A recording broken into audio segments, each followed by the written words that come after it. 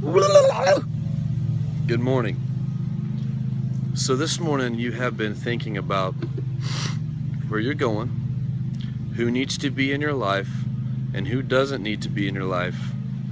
And you're somewhat happy about where you're at. It's an amazing thing. You may have left your faith. You may have a completely different viewpoint of your faith now than you did 10 years ago.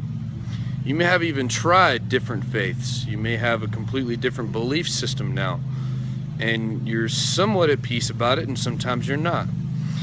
And you may have done things in your life that have hurt so bad, and you have shame and guilt that you may not really feel like you can ever get back to where you need to be. It sounds so great just to say, man, I wish I could just start all over again.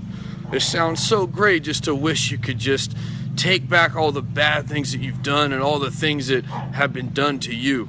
You wish you could just reverse time sometimes and just go back to when you were a kid and start all over with all of the wisdom that you have right now. It's a beautiful thing to think about.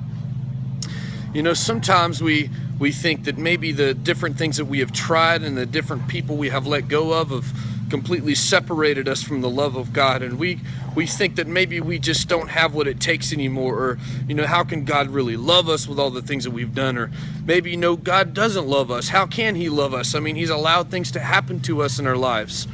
We've separated ourselves from people who love us. We've separated ourselves from God. We've separated ourselves from church. All of these things. How can God love us?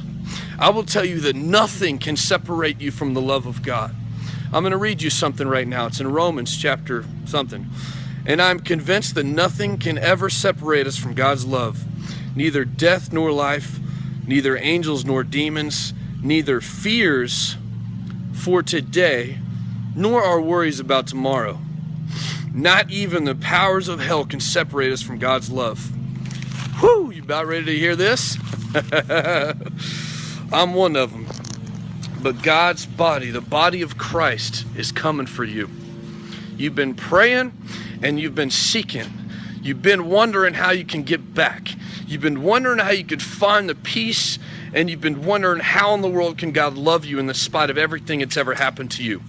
Well, He does, and we're going to show you by our actions that God does. He is sending a people. His people are coming for you, the hands and feet of Christ. So get ready. Your prayers are being answered.